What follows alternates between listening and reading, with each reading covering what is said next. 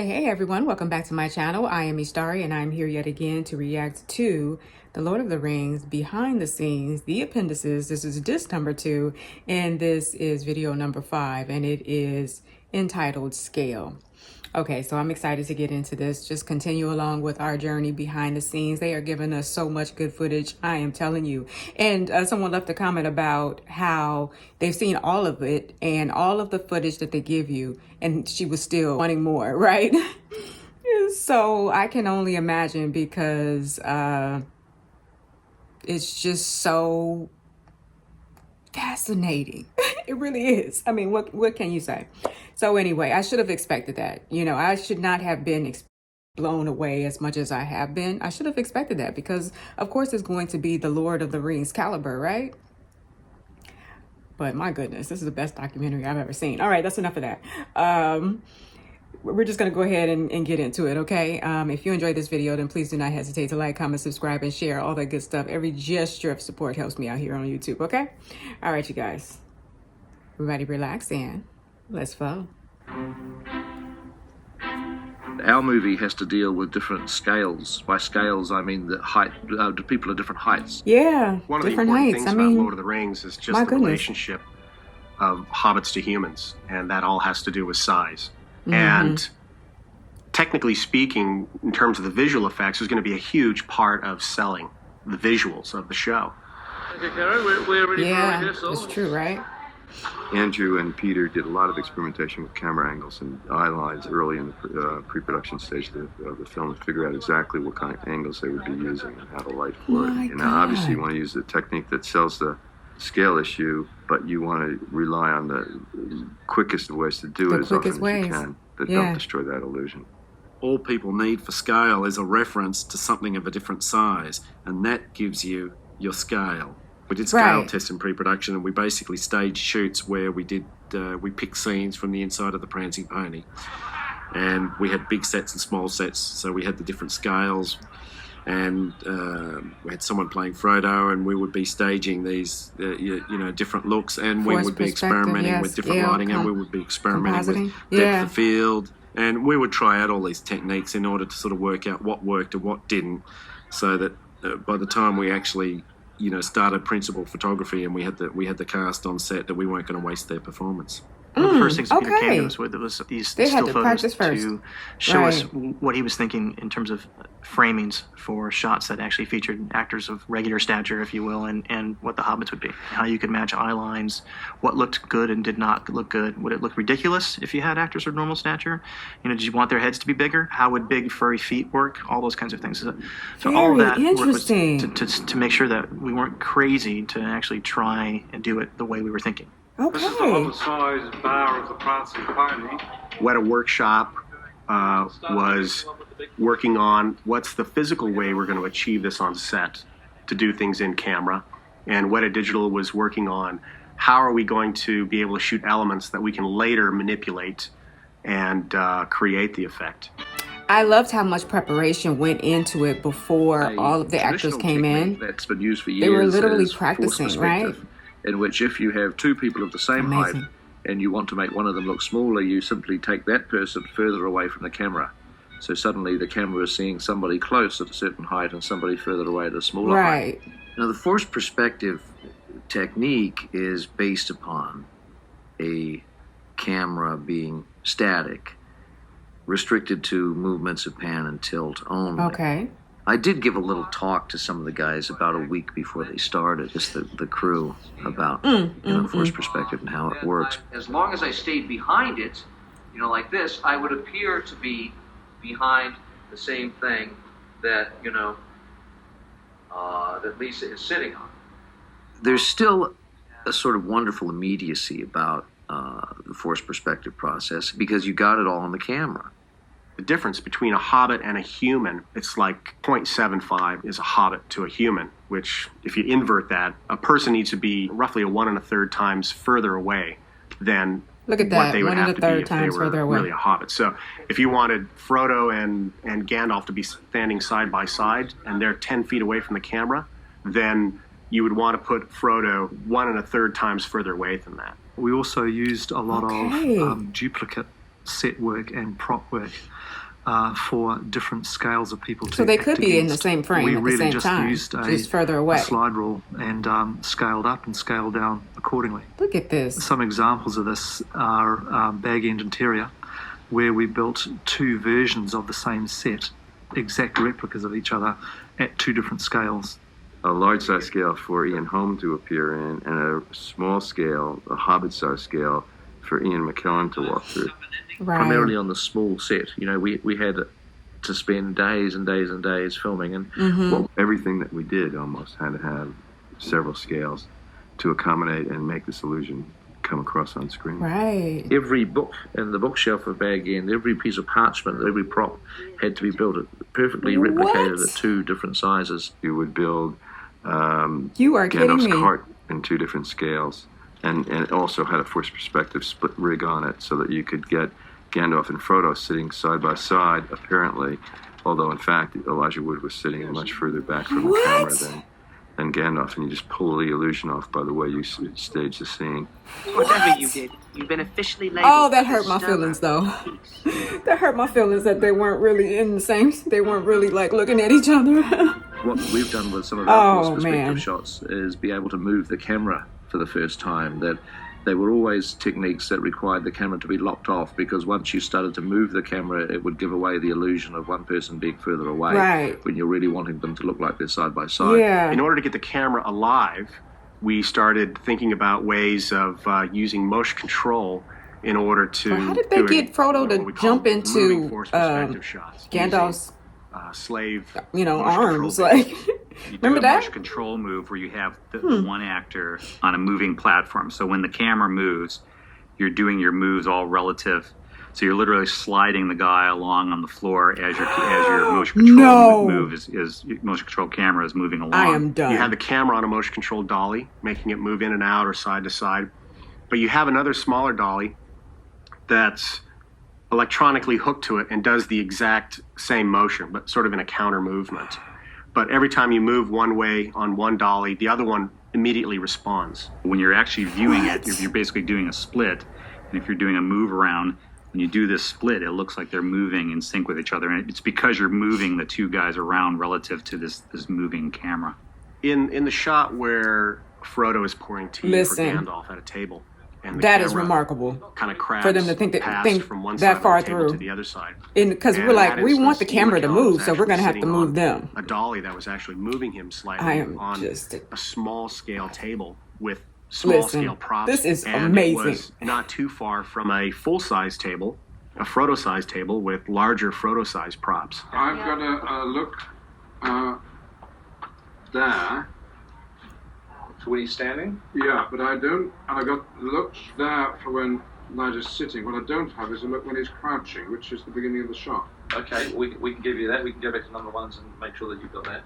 Through camera, at one end of the move, everything lines up. When you move to the other end of the track, everything still lines up because that smaller table and Ian McKellen on that other dolly has moved slightly. It's kind of fun to actually build these things and see them. This is camera. Just outrageous. It's fun to actually. He's like, I gotta look this way, and I gotta look over there, and then I have to look over there. But then he's not actually looking at Frodo. The fires of Mount Doom, taken by Isildur from the hand of Sauron. And then the set is moving slowly, or rather, his location is moving with the cameras and. In order to create the sense of scale, the differences between the two actors. I got that. I got it. And they explain that so well. And that's where we shoot each actor separately, and then later, the two pieces of film, put them back together again and composite them into one. We use blue screen photography so that you could do a pass on one actor with the camera closer to him, and the smaller actor, you could repeat that pass with the camera further away again against the blue screen, and then composite those two images together, or you could shrink one image down. Composite it together? I don't know about that. Composite it together. What do you mean by that? I'm the tallest member of the Fellowship.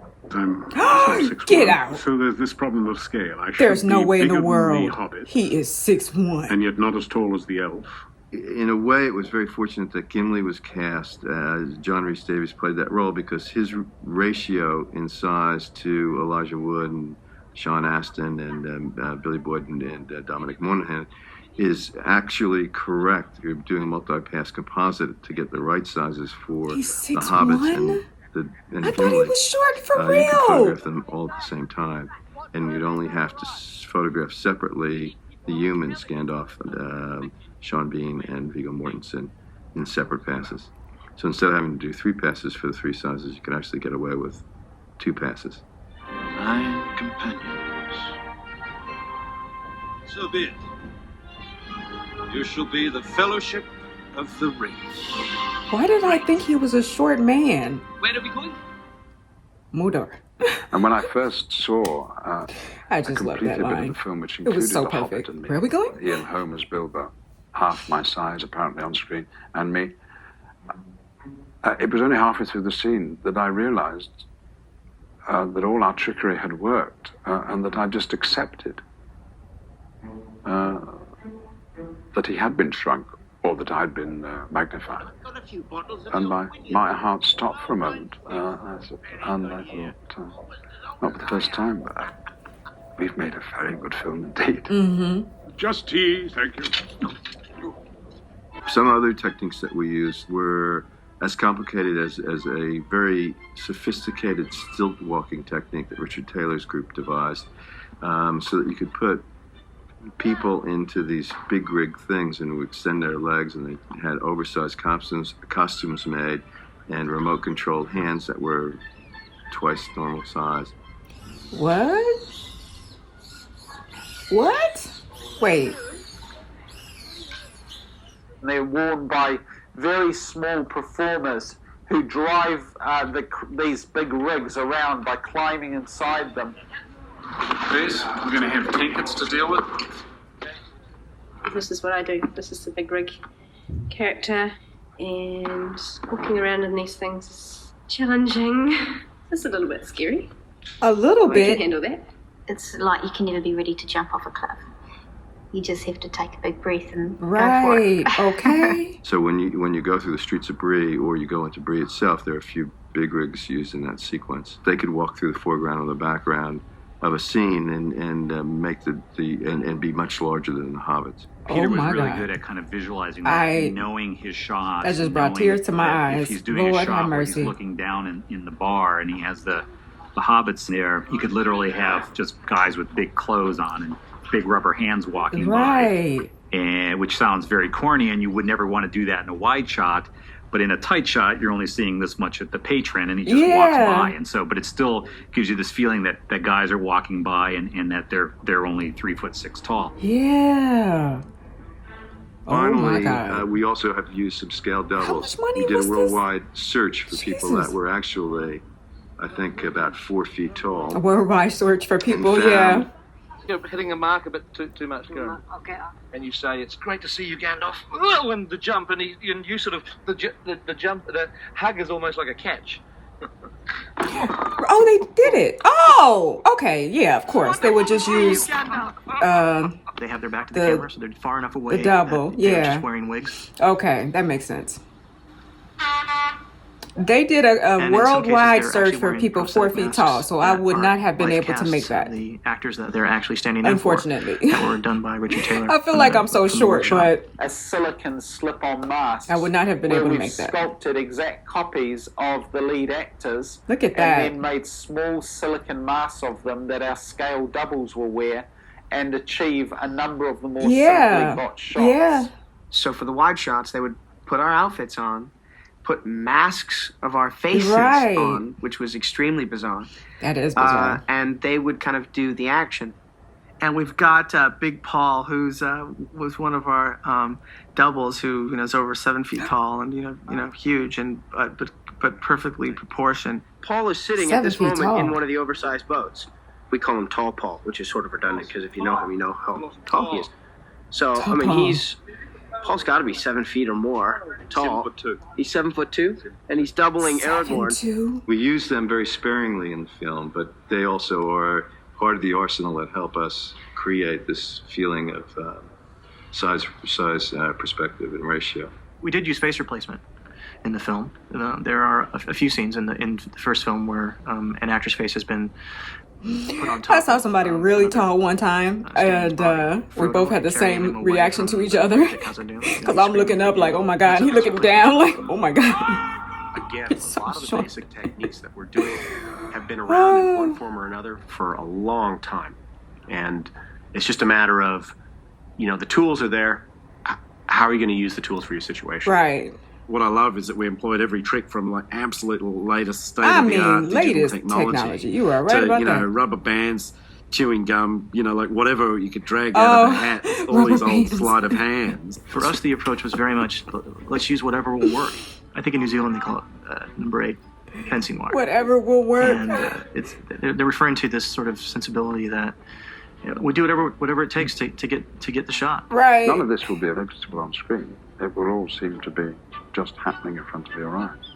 Yeah, that's true. The whole shot is a moment. They did whatever they had to do, and it worked well. Reinforcing on the audience this whole idea of scale. Because some things you have to just come up with on the spot, right? Making people go, oh, cool, wow, how did they do that? I think Pete does exactly what Tolkien does.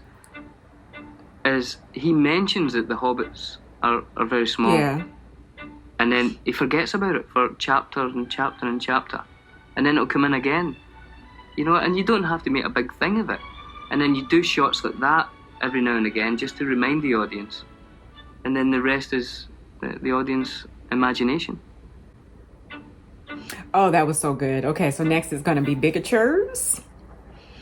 Big-Atures. When I saw the final cut of Lord of the Rings at the cinema, nothing made my heart soar more from the work that we had done than the miniatures. The beauty and the awesome size and nature of the miniatures has given the film a wonderful reality and firmly makes you feel as though you've journeyed to Middle-earth. It's really quite remarkable, and it's a really testament to both Richard Taylor's work and to Alex Funke's great miniature photography and lighting that bring these sequences to life. You got to have real film footage. You can't. You can use digital technology to blend things. Some things you have to do digitally. If you have a character like the cave troll, you got to do it digitally, of course. Yeah. Because there's no other way to do it. Right. But beyond that, as much as possible, you want to really photograph an object and really stick it into the shots. There is something special about using miniatures that Peter loves, and Peter wanted to do as much with large miniatures as he could. When you're trying to create large miniatures. Okay, Big-Atures. And they're not sets. That's right. Then there's several ways that you can do it. You could use matte paintings, you could build them in a computer, or you can build models. And I always tend to favor models because to some degree they're interactive, they're user-friendly. I was able to also move cameras around pretty freely in the miniatures. The decision to build a miniature to a particular scale is always driven by what can we get into the building? We built these things huge because we wanted them to stand up. What can we get into the building? I am done. It was like it always had to be this big, and of course the set. I hate heights at the best of times, and I have to go up scissor lifts all the time. I says, "Can't we do some miniatures? Why do we have to keep doing Big-Atures?" Right. And that name suddenly, I thought, Big-Atures. I said, yes, they're big. They're not little. I said miniatures. I want something that I can reach the top off without having to put my life on the line. Right. Right. That's how Big-Atures came. She's like, yes, they're big. They're not little. I'm standing in amongst the miniature of Rivendell. This is probably the most specifically Alan Lee-esque design on the film. We tried to complement the original drawings of Alan exactly as we went through the process of designing and building this miniature. Well, this job was a model maker's dream, in that we were very, very lucky to be trusted to build from Alan Lee's drawing board or John Howe's drawing board. Mm-hmm. We were encouraged to work that way because there was nothing between the execution of the model and the pencil marks on the page. One of the wonderful treats that came as a byproduct out of the building of Rivendell was that while we were building it, Alan Lee was so attached to this miniature that he'd come down regularly and work on it with us. Yeah. And he got his paints out and he doodled away and he painted some of the houses. I'm impressed by their ability to delegate all of these tasks to people, in order to get all of this done. Originally, this miniature was only ever intended for a big wide shot from up the other end of the valley, looking down on the miniature. But what unfolded in the coming months was that Peter envisaged shots where the miniature would be much more involving and utilised in the back of shots. It just looks so welcoming, doesn't it? So inviting. I just want to pitch a tent in the Big-Ature. Like, I can see why they would just stay there. Because it's so... and John Baster had gone to a great deal of trouble early on, even for the wide shot, to get the detail that now is able to stand up and close so up lifelike in the film. Right? Chuck Schumann, who was in charge of shooting that sequence, did a like brilliant you could really job of live working there. out the details of matching the lighting of the miniature to the live action lighting, and also because in many cases the moves had to be elaborately massaged to fit, because in many cases there were several different layers of miniature stretching back in depth. He said elaborately and they all had to be massaged, shot but how? in different positions and at different speeds. Yeah, the editing. I thought about that the other day. It's like, how in the world the editors put all of this together, especially when they're taking like 12 takes for like 3 sentences, 24 takes.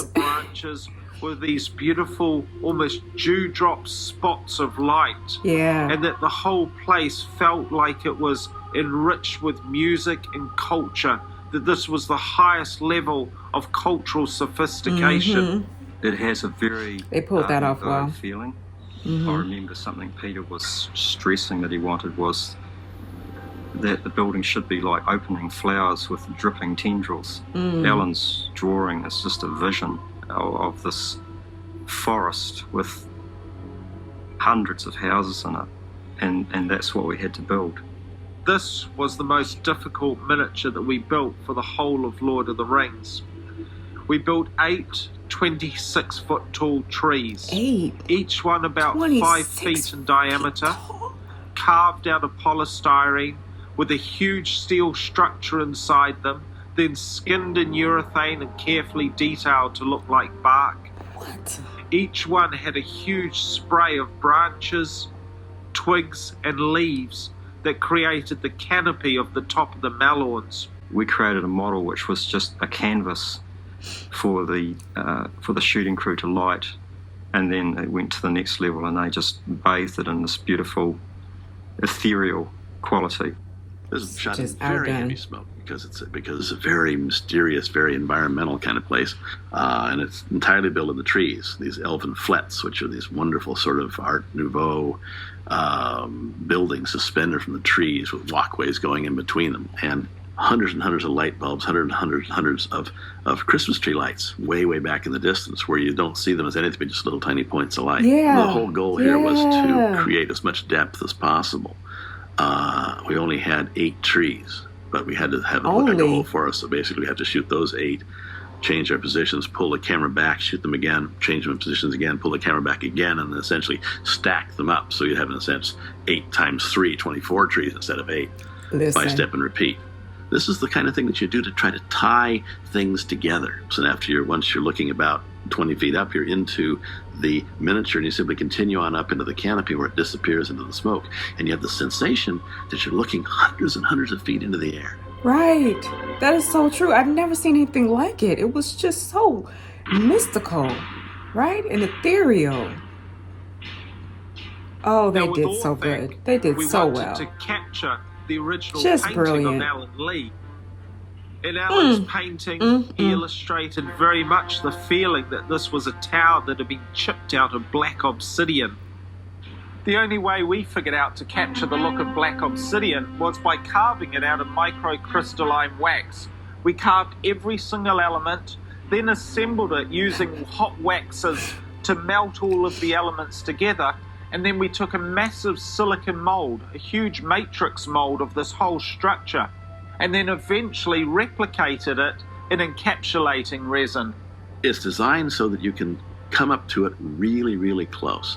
Now, we get into what we call hyper-detailing here. We knew, for example, that we were going to have to do a shot of just the staircase with Christopher Lee walking down. Every step was carved with great precision, and every little edge was sharpened so that when we get into that extreme microscopic magnification, it would still stand up. My old friend. swooping in towards Orthanc with Gandalf on top of the tower. That miniature lasts over a minute long on screen, which is another rule Yes, in indeed. special effects, is keep the shots short so people don't know They use that wax. they're fake. Our miniatures were so big and so impressive that they stood up Lord have mercy. to a shot that was a minute long. No problem at all. It's built at 35th scale to sit in amongst this colossal miniature that we built, about the size of a rugby field. The ring of Isengard was about 60 feet in diameter, and it's a 35th scale. So if you multiply that out, that's almost a mile in diameter. So we're dealing with a miniature that's representing something that is absolutely enormous. And the ring of Isengard and the tower itself are the miniature. The sky is a matte painting. So that's one of our classic hybrid shots where the sky is a matte painting? Wow, look at that. But it's all built up out of pieces. You're putting the right things together to make it work. Did I get that right? It was a matte painting for the sky? It looks so real. Of the miniature. There was over 1,000 pieces of individually modelled architecture that made up the componentry of the mine workings that were laid out throughout this miniature. They were just urethane pits that we'd carved out of this foam and put all this sort of stuff in there, and then all of a sudden it's come to life. It's moving and it's smoking and it's seething with life, and that was brilliant. The crow hole shot, which is where the crows come and report to Saruman that they've found the Fellowship. Basically, we needed a hole for the crows to dive into, a first cavern for them to fly through, a second cavern for them to fly through, and another cavern which would be the background for Saruman, the live-action plate of Saruman at the end. So essentially, this is one continuous shot on 5 separate pieces. And we had to do the whole thing in a week and a half. But it was One a treat continuous because it's shot. a very exciting shot. Oh, I didn't even notice that. Peter just basically said, make it cool, make it look like an ant farm. So that's what we did. Yeah. Oh my God. They did all of that for that one scene. Listen. John Howe's illustration strongly inspired the Argonauts, and he played a great part in the art direction of these characters. It's funny when you're standing amongst the miniature, because you're not at the eye height of the hobbits and the boats, it looks very miniature-like. But when it's lit beautifully by Alex Funky and his team on the miniature stage, in the correct environment and digital surroundings, Tol Brandia sitting in amongst the falls, and the sky and landscape is placed in, a miniature like this can very much come to life. I love the Argonauts. Now, they were at 1/60th scale. They stand about 8 feet tall. That's all? And they were sculpted out of urethane foam, which is a rigid foam. Yeah, instant aging. You realise this is a top secret process developed over 1 million years by cavemen and model makers alike. I'm not going to knock that front piece off because I need to. I would be so worried about every little chisel. Because I know that if I knock a piece off the nose, the wrong bit will fall off. Right. I'm Okay. actually going to give the stone to Alan Lee and make him knock the piece off the nose. Right. There you go. The trick Because I would have with been scared to do that model too. is not to overdo it. You've got to be subtle. Yeah. You can't go whacking into things and, I'm glad she and getting mentioned too that. carried away. So that's how The concept behind initially them I is would have that been like, they're carved out of the no, cliff I don't think I'm faces going to do this job. of the river. But we theorised that probably there wasn't the necessary rock to be able to carve the whole figure. So in what we're saying is that they were able to carve to about this level, but then had to construct this massive quarry to mine the rock, lifting with massive gantries and lifting equipment up onto the upper surfaces of these huge 300-foot tall sculptures to place in place these huge granite blocks into which they could continue to carve and create the final look of the characters. How they did it, I don't know. There would have been some fantastic scaffolding, and it would have been a great project to do a retro model to show the construction of the Argonauts. I am outdone. So good. Again, we had Alan Lee drawings. They were fantastic drawings. There were lots of sketches of lots of different angles showing different areas of it. It was like a city that had fallen down into the volcanic pit. This miniature particularly was a very complex and very large miniature to build. And it came apart in about 8 or 9 pieces so that we could get them out of the door and down the road to the shooting stage. 8 or 9 pieces. At any one time, the camera had to be able to be filming within 2 inches of the surface. So therefore, the whole miniature had to be done at macro detail. It's the Khazad-dûm staircase scene where the Fellowship, run down and have to jump over the stairs. I mean, they are entirely miniature environments that they use shot after shot after shot. It's like almost a 3-minute section of the film. That narrow staircase? It's filmed continuously inside this model, and there's virtually no set was built for that. There's a tiny little piece of set for a couple of close-ups of actors at the beginning. Oh, really? Everything else was just shot against blue screens using the miniature as the background. So here we are in the Great Hall of Moria, one of the great strongholds of the dwarves. It lies between the stairs of Khazad-dûm. I was like, well, I'm out of the mission because I would have fell right in. No way in the world. Set. It's built mostly out of hard sculpted resin, finished to look like polished marble. And the floor is all built out of foam, and the ceiling's built out of foam. One of the things that's most remarkable about this set is the degree of detail that's been drawn into it. It's one of the things that makes it so convincing. Is outrageous. As close as you go, you see more and more information. You see more and more detail. And that's what makes a good miniature work, is the fact that the detail doesn't break down even when you're really close to it. It really truly is out of this world. Has to pass through it. After they leave the stairs on their way to the bridge all of in these safety. sets, so they have to run all the way down the hall in order to get out props, on the bridge. All of these costumes. It's just otherworldly. We did what they were able to pull off. It's basically kind of a helicopter shot. We fly down through the Great Hall and up over the bridge, arcing around, so we end up on the other side of the bridge looking back. The Fellowship runs across the bridge of Khazad-dûm, and then Gandalf takes his stand in the middle and holds the Balrog at bay. Yeah. Peter had a very specific sequence of events that he wanted to have happen in the way that the bridge broke. That Gandalf essentially cracked it and damaged it just enough so that the Balrog would step on it and it would cave in. Yeah. So it makes possible shooting a sequence that you literally could never do in live action. Okay, yeah, that's true. If we've done our job really well, people won't know that they're looking at miniatures. We did not know. I did not know. If you think it's real, then that's a successful model. Peter doesn't want an effect shot to jump out and say, look at me, I'm an effect shot. Hey, did you like that? He wants the effect shots to disappear. Yeah, there was in a sense, our greatest triumph would be if people said, special effects. What effects? Right? We try to add the storytelling elements that don't exist in the real world, and then we should just erase our tracks. That was good too. All right, next. What's next? What a digital? Okay, you guys, thank you for joining me yet again for another stroll through Middle Earth behind the scenes. I'm going to go ahead and stop the editing on this one here so I can upload this for you guys. And then I will edit What a Digital, which was also very good, and upload that for you guys next week, okay? I had so much fun watching these videos. The whole scale, the forced perspective with the moving camera. Oh my God, that was so fascinating, and they really explained it so well. It did hurt my feelings to learn that a lot of the times they're not really looking at each other. You know, the characters, especially like with heartwarming moments, they're not even looking at each other. But I mean, what can you do? They did everything that they could. They literally did use everything that they had in order to pull this off for us. And I am so appreciative. The fact that Gimli was 6'1" was just so shocking to me. What in the world? I loved everything that they did in order to give us the perspective of people being actual hobbits, you know. Even they made these like huge robots for people to get inside of, to move around and like breathe. Oh, that was fascinating to learn.